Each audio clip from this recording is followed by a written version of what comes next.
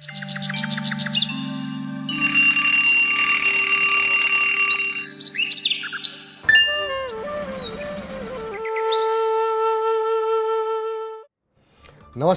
Good morning, सुप्रभात। स्वागत है आप सभी का हमारे खास शो मनी मॉर्निंग में। मैं हूं विपुल सिंह। स्वागत है आपका पर्सनल फाइनेंस के इस बुलेटिन में, जहां पर हम लेकर के आते हैं आपके लिए आपकी जेब और जिंदगी से जुड़ी खबरें। चलिए शुरू करते हैं आज का सफर। तो आपको बता दें कि पंजाब एंड सिंध बैंक ने किया है एफडी की ब्याज दरों में बदलाव। 2 करोड़ रुपए से कम वाली फिक्स्ड डिपॉजिट पर मिलेगा अब ज़्यादा ब्याज। सीमित अवधि के लिए बैंक ने पेश की 400 दिन और 601 दिन वाली विशेष एफडी। निवेशकों को मिलेगा 7.10% तक का रिटर्न। 7 दिन से लेकर के 10 साल की एफडी पर बैंक दे रहा है 2.80% से लेकर 6.25% तक का ब्याज। मोबाइल फ़ोन यूजर्स के लिए है राहत भरी खबर। टेलीकॉम कंपनियों के चालू वित्त वर्ष में मोबाइल टैरिफ बढ़ाने की नहीं है उम्मीद। पोस्टपेड सेगमेंट में प्रतिस्पर्धा बढ़ने और अगले साल आम चुनाव होने की वजह से टेलीकॉम कंपनियां इस साल टैरिफ बढ़ाने से बचेंगी। मोबाइल टैरिफ में 2024 के आम चुनाव तक बढ़ोतरी नहीं होने की उम्मीद है। मोबाइल टैरिफ बढ़ने से बढ़ सकती है महंगाई। इससे टेलीकॉम कंपनियों को जनता और राजनीतिक दलों के गुस्से का सामना करना पड़ सकता है। भारत में इस वर्ष 90% कर्मचारियों को है अपने वेतन में बढ़ोतरी होने की उम्मीद। सर्वे में शामिल करीब 20% कर्मचारियों को है 4 से 6% सैलरी बढ़ने की उम्मीद। 19% कर्मचारियों को है 10 से 12% वेतन बढ़ने की आशा। 17 देशों के 32,000 कर्मियों के सर्वे पर आधारित है यह अनुमान। इसमें भारत के 2,000 कर्मचारियों ने भाग लिया था। राष्ट्रीय राजधानी क्षेत्र में घरों के किरायों में आया तेज उछाल। साल 2022 के दौरान हाउसिंग रेंटल में हुआ है 25 से 40% तक का इजाफा। नए मकानों की सप्लाई में कमी के बीच स्कूल, ऑफिस फिर से खुलने से किराए वाले घरों की मांग बहुत ज़्यादा बढ़ गई है। इस वजह से बहुत ज़्यादा बढ़ गया है किराया। एनसीआर के अलावा बेंगलुरु, मुंबई, पुणे, चेन्नई जैसे बड़े शहरों में भी बढ़ा है घरों का किराया। देश के 6 बड़े शहरों में साल 2023 की पहली तिमाही में 1.4 करोड़ वर्ग फुट ऑफिस स्पेस उठा है किराए पर। तिमाही आधार पर इसमें 16% की बढ़ोतरी हुई है। सालाना आधार पर करीब 11% की इसमें गिरावट देखने को मिली है। केनरा एचएसबीसी लाइफ इंश्योरेंस ने लॉन्च की है स्मार्ट गारंटीड पेंशन स्कीम। ये है एक गारंटीड एन्युटी प्रोडक्ट। सुखद और आरामदायक रिटायरमेंट के लिए सुनिश्चित होगी एक नियमित गारंटीड आय। नई स्कीम में ग्राहकों को फायदे और विकल्पों की एक रेंज मिलेगी।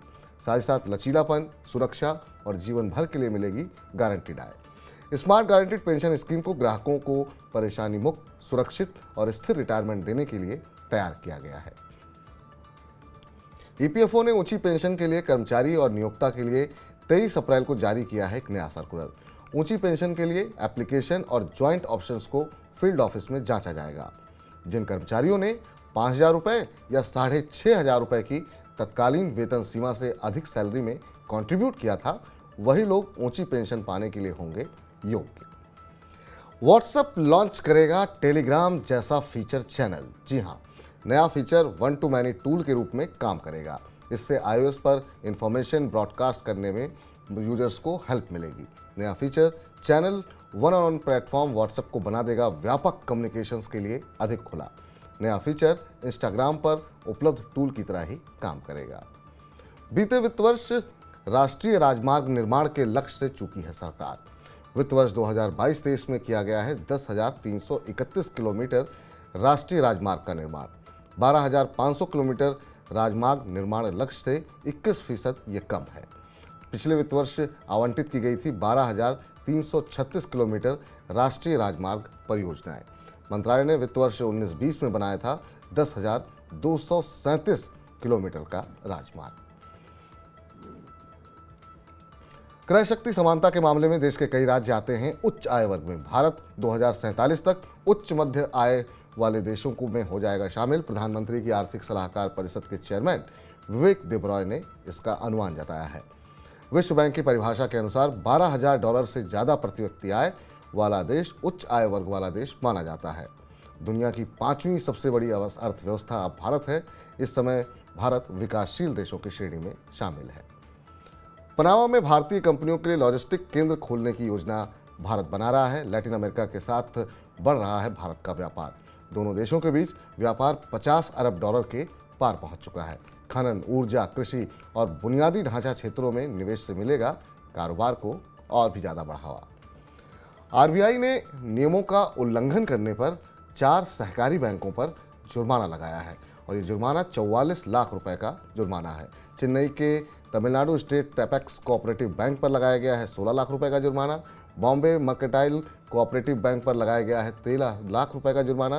पुणे की जनता सहकारी बैंक पर जमा पर ब्याज दर के निर्देशों का पालन नहीं करने पर लगा है 13 लाख रुपए का जुर्माना। राजस्थान के 12 नागरिक सहकारी बैंक पर 2 लाख रुपए का जुर्माना लगाया गया है। मारुति सुजुकी इंडिया के सभी वाहन होंगे कड़े उत्सर्जन मानकों के अनुरूप।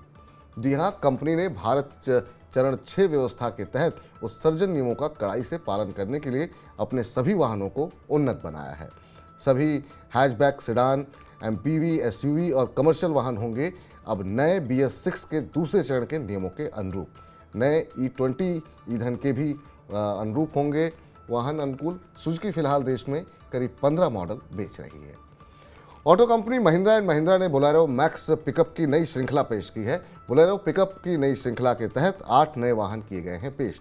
शुरुआती कीमत 7,85,000 रुपये से शुरू है। नई श्रृंखला में VXI खंड अत्याधुनिक IMAX तकनीक से लैस है। इसमें 50 से ज़्यादा फीचर्स हैं जिन्हें मोबाइल ऐप से संचालित किया जा सकता है। 6 भाषाओं में संचालित IMAX से वाहन की निगरानी करने, रास्ता पता करने, खर्च प्रबंधन आदि में मदद मिलेगी। तो फिलहाल अब मनी टाइम को यहीं समेटते हैं। आज के बुलेटिन में इतना ही। अपने काम की ज़रूरी खबरें और महत्वपूर्ण खबरें देखने और समझने के लिए सब्सक्राइब करें हमारे यूट्यूब चैनल को। पर्सनल फाइनेंस से जुड़े हमारे खास कार्यक्रम देखने के लिए आप मनी टाइम के ऐप को भी डाउन जरूर कर लें।